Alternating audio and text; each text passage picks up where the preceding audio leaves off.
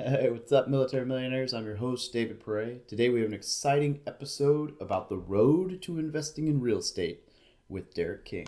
If this is your first time listening, thanks for joining the community. This podcast is produced every week for your enjoyment. Show notes are found at FromMilitaryToMillionaire.com/podcast. Now relax and enjoy the show.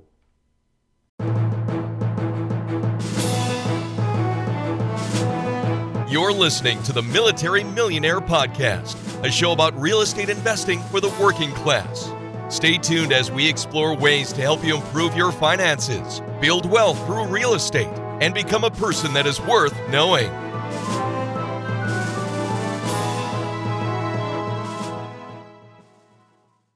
Hey, what's up, everybody? It's Dave from Military to Millionaire. I am here with Derek King.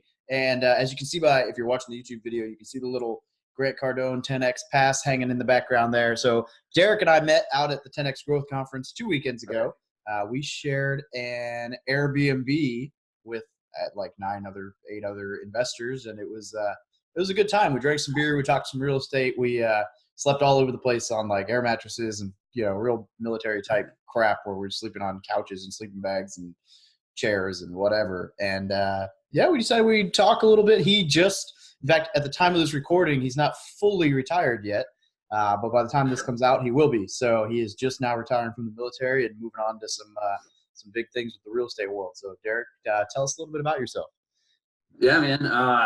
So 20-year veteran, like you just said, I'm getting ready to retire. My retirement date's actually 1 March. I came in when I was 18. I'm 38 now. It was a long haul. It was fun. But I took it, I used it for what I needed it for. I gave my base, got my foundation, and now I'm ready to move on and do good things. I spent 10 years as an infantry guy, did 10 years as a Green Beret, down in 7th Group. And yeah, that's my military career wise. As far as on the other side of the house, investing and whatnot, about 2008 when the recession hit is when real estate kind of came on my radar. At that time, I'm kind of a detail-oriented kind of guy. I like get knowledge before I go into something. So as soon as the recession hit, I was like, okay, what's this about real estate? So let me try to figure out what's going on with this. So I did. At the same time, I was actually having my son at the same time. He was, I shouldn't say I was having him. He was born like a year before that. I had him, and then I was also transitioning to be SF, so I was going through the course and everything. So there was a lot going on. The recession was going on and all that stuff too. So I was going to go down to Florida, and I was looking at that market down in Florida, and I went down there. I did some reconnaissance down there with the family, brought the family down there and whatnot, tried to look at the different things that were available down there. A lot of guys were starting to buy up a lot of the properties down there. So I was very timid at the time. I was a little bit young, very timid, had a young baby and everything, but I wanted to go into some kind of investment. So I didn't find a deal before we got down there, but I decided to get down there. I got down there, got into a single family rental house, and started to look at the different markets that were down there, just so I could get a good feel and not go into something that was going to depreciate or I'd lose money on. That turned out to actually be probably a bad move, because a lot of the guys that were buying up houses before we were going down there, that were down there for a good year or 2 years, their houses were automatically appreciating. That was something that I learned with the market. Obviously, the market's at the low side of the house, whether it be the stock market or even housing market, probably the best time to be buying. So that was one of the things I had to learn at a very younger age, or the very start of my real estate ventures. That was, regardless of the fact that Florida was one of the worst markets out there at the time, it was probably the best market to buy in. But I didn't. I was a little timid. I had a lot of things going on. And I started to get deployed too. So there was a lot of deployments in there. A little bit further after that, I ended up going through a divorce. So there was a lot of things that were going on that were kind of holding me back from going into the investing portion of it. But I was learning a lot at the time, and I was just really getting a good feel for it. I was just kind of doing some self-studies, this, that, and other thing, reading the Robert Kiyosaki's, and actually Grant Cardone actually came up on my radar not too long ago, long after I got down there, when he was in his earlier stages, still making millions of dollars at the time. I mean, he's been doing that for a while, but I didn't touch that all that much. I didn't, I was just still learning. But the divorce was kind of a kick in the butt. Set me back a little bit too. But then I was like, you know what? I'm going to keep going forward. I'm going to keep grinding forward and try to get this, get this started and whatnot. Started to look at the market, as far as the stock market was concerned, just different investment opportunities, vehicles and stuff.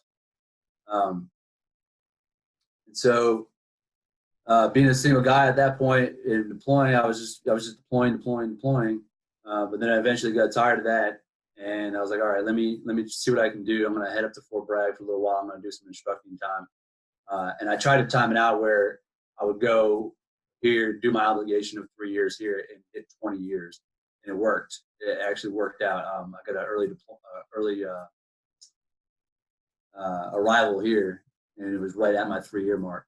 But I knew coming up here, I was like, okay, I'm going to start something new at Fort Bragg.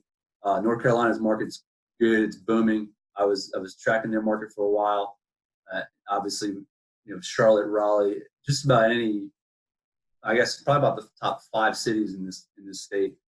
Their market is just insane right now. And I knew that going into it 3 years ago, coming up here 3 years ago. So I was like, all right, I'm going to go into an investment. So I started looking at my first investment, serious investment. Was getting into a deal with a house in the perfect area, perfect school district and everything. I couldn't lose on this deal. Unfortunately, my money got mishandled, and I ended up in a lawsuit. The owners backed out unexpectedly about 3 weeks before I ended up coming up here, and I ended up in an apartment. So that was like, it was another kick in the butt there. But I kept kind of trying to drive forward with it. I thought maybe it was somewhat of a blessing that I wasn't getting into that house. So I came up here. I was like, all right, I'll get into an apartment. I'll learn a little bit about the markets around here and, get a better feel for it. That way I can make a more informed decision. And as I was doing that, I was actually getting into the stock market. So I was trying to split atoms. So if I had to give any advice, or if anybody takes anything out of this podcast right now, that would be to not split atoms, because when you're trying to focus on one thing and then you go into the stock market and you're trying to focus on your money in that, it tends to be a little bit difficult. I'm telling you, the stock market is very hard. I was day trading, trying to do penny stocks, trying to do different things, and I lost my butt. But not to say that it's not good investment and that people can't profit from that. I'm just saying that for me and for the career I was in, it's a little bit difficult to set aside the time that you need to put forward, towards that. Yeah, especially on the East Coast, where when the market opens, out here in Hawaii, it's kind of convenient because the market opens at, depending on half the year, it opens at 3:30 in the morning our time. The other half of the year, it opens at 4:30 in the morning our time. So if you're up at 4 in the morning, you can day trade and then go to work. You can't do that on the East Coast. You got to do it during lunch. Yeah, exactly. Yeah, and that's it was nearly impossible. I'd find myself actually at work in some cases with my phone in my hand, trying to work deals, buy and sell and stuff like that. I'm like, nah, this isn't working out because I need to focus. Boss comes in and tells you got to go do something. You're like, hang on. I got to wait 30 more seconds so I can sell this stock. Yeah, exactly. So that was really hard. That just honestly, it just requires, put it this way, I'm getting ready to retire. I'm going to have a full pension. All my bills are paid for. So if I wanted to right now, I'll get into day trading. And that's all I wanted to do for 8 hours a day right here at my computer, and make some money. I probably could do that. But I have a different idea of investments now. The 3 years that I was at the schoolhouse here, I was lucky enough to have a coworker of mine who was already in the game for a little while, and we gained some common ground from the very start. We started talking about one of the Robert Kiyosaki books and stuff, and we just got to talking one day, and he was pretty much like, Derek, hey, my best advice to you is to stop everything you're doing with the market and get into real estate. my opinion is that real estate is probably the best investment out there. I'm sure you can probably explain that more in depth, but I'm still a rookie. I'm still starting out. I am actually sitting in a primary residence right now. So I was in an apartment for a little while, and actually for about a year. For the first 6 months I was here, I was doing my analysis on all the markets and stuff around the area. And then my buddy actually that told me to get into real estate, he owned this house actually. And he was, I want to say he was 6 or 7 houses in, but he was trying to sell a few of those properties because he was trying to get a pot of money together for a down payment on a multi-unit complex. And this house was actually the last deal that he needed to get off his belt, get off, he needed to get out of. So he did. He gave it to me for below appraised price, which was great. We didn't realize that obviously because the appraisal didn't come through until afterwards. But I ended up with about $8,000 in positive equity in it from the very get-go. He ended up pulling like 34 or something like that out of it because he bought it as a foreclosure. But I mean, it's a beautiful house. I love it. It's a primary residence. Obviously, it's not a liability. I mean, obviously, it's a liability. Now it's not an asset, but I plan on turning it into an asset. So where I've been from that point to buying this house, to now, I've been trying to get into some more investments. The divorce was actually kind of kicked me in the butt.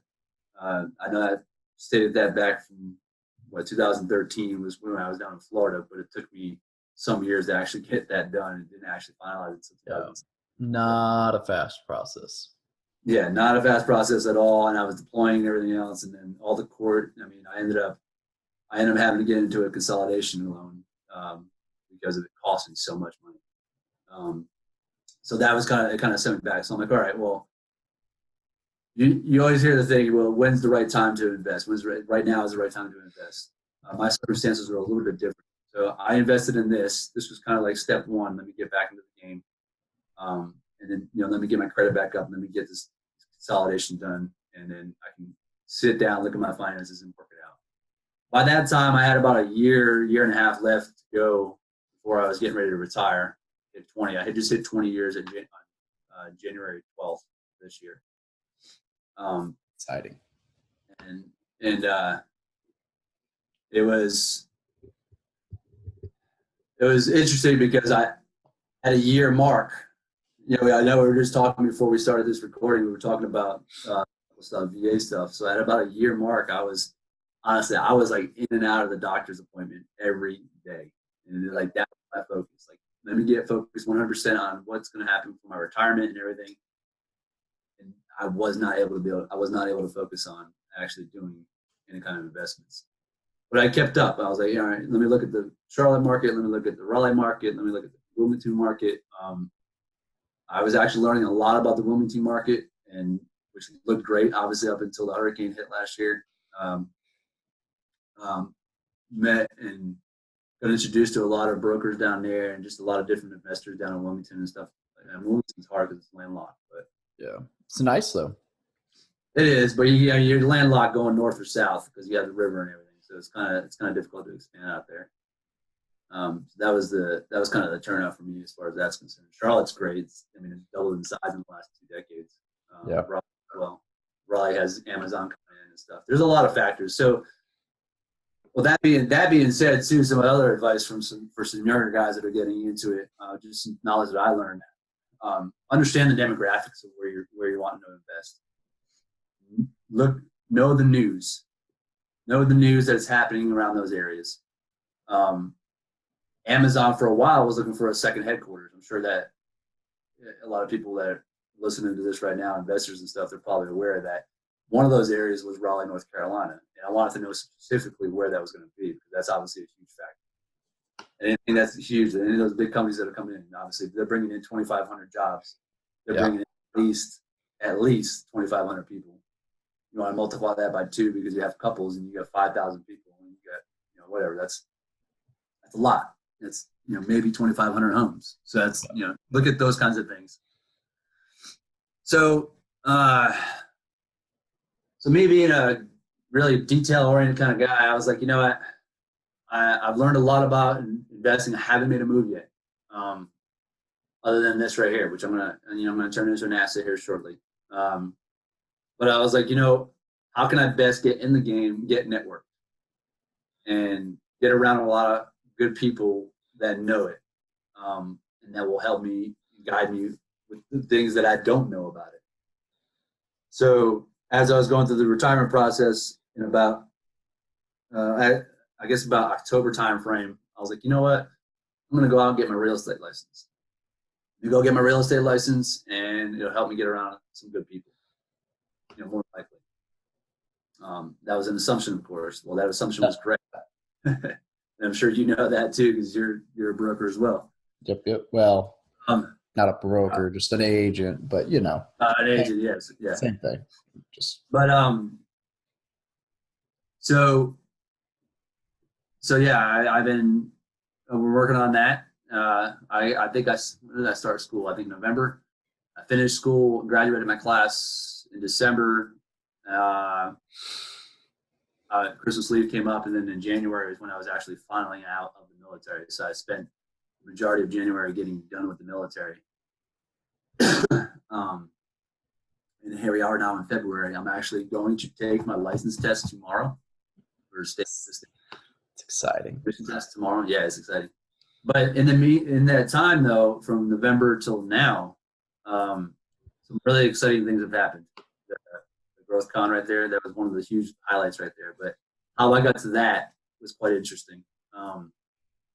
So I got into class and I started the network. I started to actually expand my audience a little bit, I guess, as far as people that knew me, because for a long time, obviously being in my career, I couldn't really be out there, so to say, social media wise. Yeah.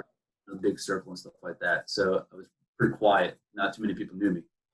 I got into real estate class,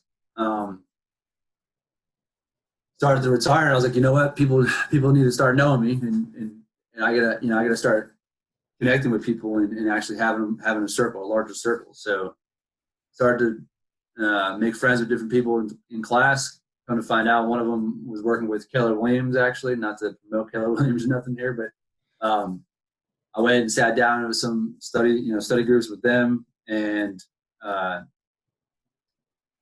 sat down with their CEO down there, and she was like, yeah, obviously, come on board and stuff. And so I pretty much had a position ready to go with them. But then I was looking at some other offers. So still networking. As I was networking some more and more, I came up with some other offers. I think I had 2 or 3 of them on the table besides Keller Williams. And I was almost settled on one, actually. I had a deal out of Charlotte. I was going to go over there, a small firm. I was going to start in with them, get in with a good team of brokers. They were a little bit investment oriented as well. And then I happened to be, this is the interesting part. This is the funny part right here. This is kind of a cool story. I was actually studying at the bookstore, and one of the guys from my current team that I actually went with, he sat down across from me, and he's like, hey, I saw you studying real estate, this, that, and other thing. And he had mentioned a couple of names, or those couple of names that I knew. One of them happened to be roommates with one of my ex-coworkers, and it was very kind of coincidental. And so he was telling me some different things about the team or whatever, and then he was saying something about them going to the Grant Cardone conference. I was like, oh, no, that's cool. You get the Heroes Pass, you can get it for free and stuff. So I went that night. This is 2 weeks ago, I guess. Yep. I went that night and tried to get a ticket. Well, they're all sold out. All the Hero tickets were sold out. So I was like, maybe next year, better luck next year, whatever. I thought it was a good connection to have. I didn't really think that much of it. I connected with his team lead. I connected with Shelby, and then I connected with Mike. Mike's one of the other guys that's on our team that night on Facebook.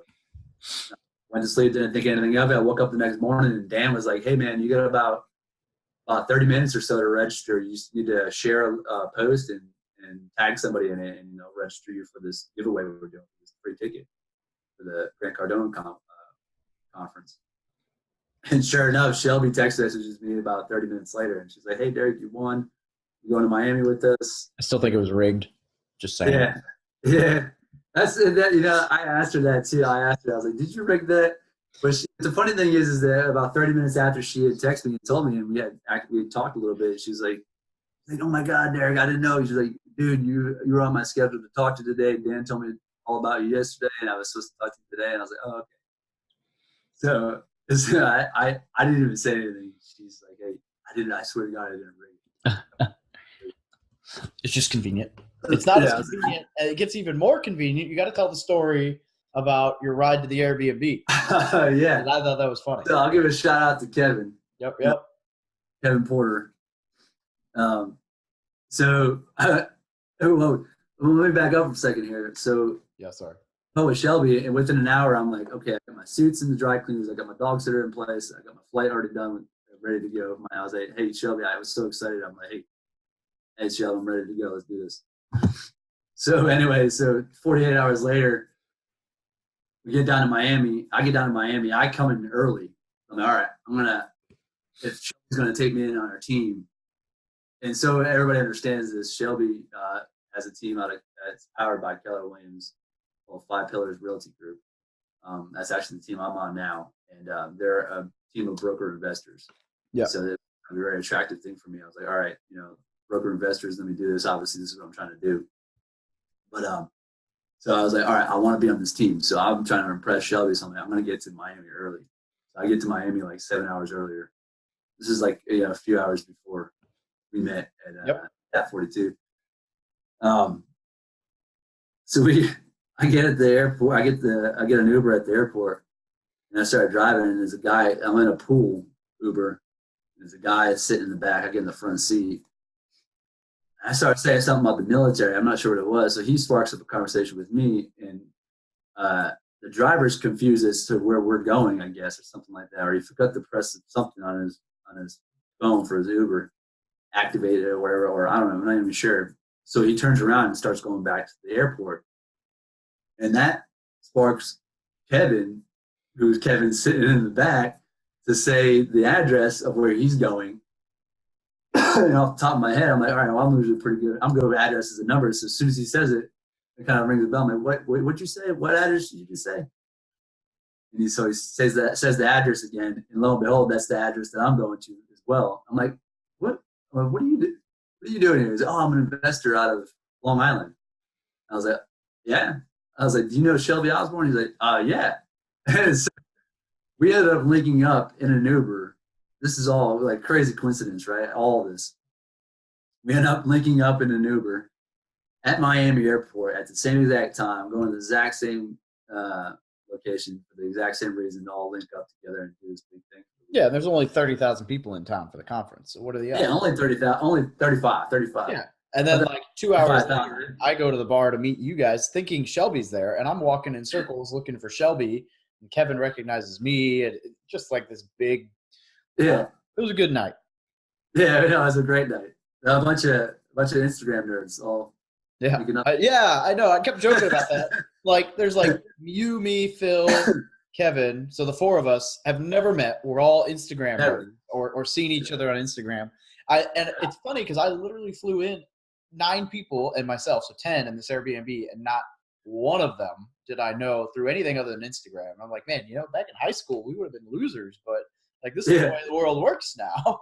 Yeah, right. Yeah, it's social media. All my internet friends hanging out, talking real estate and drinking beer. No longer, so that's a good thing. Yeah, but in person.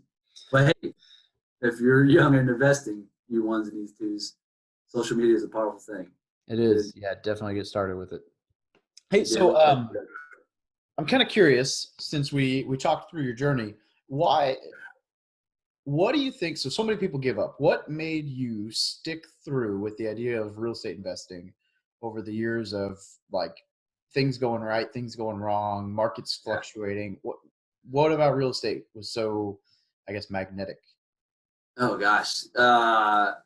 The opportunities that I know it can bring, the ability for it to appreciate, as far as like being one of the most, I don't want to say it, probably one of the safer. I don't want to put that out this way, but one of the safer investments, I guess you could say. And just the ability for it to just bring in so many awesome people. When I first started out doing it and kind of meeting different people in the real estate business, that was it right there. It was this business mindset that attracted me to it. And actually, the thing is, I actually got into a conversation with an older gentleman today who was a nurse. He's been a nurse for like 40 years or something. And I was telling him that because somebody he knows was saying how all these people that have been around him, all these real estate people, they're so business oriented and everything. It's really, for me, the attractive thing is knowing that it's not about the money. It's not about the money, but knowing that what the money can bring, what real estate can bring as far as money is concerned, and that what that can bring as far as opportunity is concerned. It's probably the safest investment out there that's going to get me to where I want to be and open up the opportunities for me to have a good honeypot of passive income. Yeah. To have right there, set aside, and just have my money working, and be able to focus on other things. That, because for me, 20 years in the military, having the flag on my shoulder and everything, serving my country, it's kind of I was bred into it. I've been bred into it for 20 years, and serving is something that I want to do. So how do I get to the point where I can have an income that opens up those opportunities for me to serve at a larger scale? Yeah, that's what it is. That's the passion, like the passion behind being able to have those opportunities. Can you maybe find those in other ways? Yeah, I mean, I guess if you're a good day trader, you want to put 10 hours a day into it, and you're really, really good at it. Sure. Yeah. But the way I started going, I got introduced to I'm not gonna lie, I got introduced to one of Robert Kiyosaki's books, and that was it right there. As soon as I got introduced to his book, I was like, okay, this is it. You have your quadrants and everything. You build up that big business mindset and have that continuous passive income. That's where I want to be. And if that continuous passive income allows me the opportunity to serve at a larger scale down the road, that's exactly where I want to be. So the end state, the goal for me, honestly, like I shouldn't really say end state, but one of the larger goals that might set me to where I want to be to start off is to have a multi-unit complex as well, like a full, multi-unit complex. That'll give me that pot of money. Absolutely. All right, so I know you mentioned the Robert Kiyosaki book, but aside from that, I'm guessing you meant Rich Dad Poor Dad. But aside from that, what's one resource you'd recommend for learning about real estate investing, anything in general? Ooh, a resource, huh? Gosh, so many out there. Yeah, that's true. There really is. There's so many out there. I tend to use any resource I can get my hands on. To be honest with you, books are a huge one, obviously. Gosh, there's tons. I don't want to say the internet because the internet tends to lie a lot, but just understanding the different people that are out there, I guess. Seeing what they're doing is, I guess, the best advice I can use. Not one particular resource, but multiple resources. I like it. I think that's a good answer because they're wrapped around like one book, but it's different for everyone. No, I mean, it really is. And you saw my stack of books. And, I have a bunch of different books. I have the Robert Kiyosaki's. I got Grant Cardone's. I got the Gary Kellers and stuff like that. I mean, there's people out there that have knowledge. And that's the big thing. If you have knowledge, they pass it on. You listen to those people. Read the book. Listen to the podcast. Watch the videos on YouTube. Be careful about doing that because, like I said, the internet tends to lie a lot. But there's another resource that I'm using. Here's my book right here, my real estate. That's not big. This is all the law you can get right there. Jeez, This is all I've been doing. 564 pages worth of law. Monstrous. That's way bigger than what I had to deal with. Yeah. Thank So goodness. There's a lot. There's multiple resources. I don't want to pinpoint one. Just get knowledgeable and learn every day. Absolutely. And it's all about habits too. In all reality, it is. It's all about habits. I'm not saying I'm perfect at them. I'm not. If I was, I'd be making millions of dollars already. You and I But both. I'm learning. You and I both. All right. Yeah. So before we wrap this up, you got any final ideas, big parting advice? Yeah. Be particular about where you, I mean, be particular, but don't be afraid to invest. Um, you're gonna take on debt. That's one thing I think that a lot of guys are afraid of. Guys and gals are afraid of. You are going to take on debt. There is a big difference. You're going to hear this when you start reading the books and everything else. You're going to hear this a lot. There's a difference between good and bad debt. You look at some of the top real estate investors out there in the world. Our president being one of them. They have debt. It's going to happen as long as your debt is making you money. It's okay to have. Yeah, I agree. If you have some kind of debt that's not, you have that depreciating debt. That's the kind of debt you want to get rid of. You want to get away from. Absolutely. Appreciating debt. Absolutely. All right. Well, Derek, I really appreciate you taking some time to join us. We'll have to do a follow-up in a year or so and see where having your real estate license and everything else has taken you. I'm excited to see. I mean, obviously, we're going to stay in touch through Instagram, but I'm excited to see what happens. Absolutely, man. I'm looking at 6 to 7 houses this year, so we'll see. That's awesome. The bottom goal, 6 to 7 houses. I like it. Yeah. That's awesome, brother. Well, hey, thanks for joining us. And have a great day. Yeah, you too, man.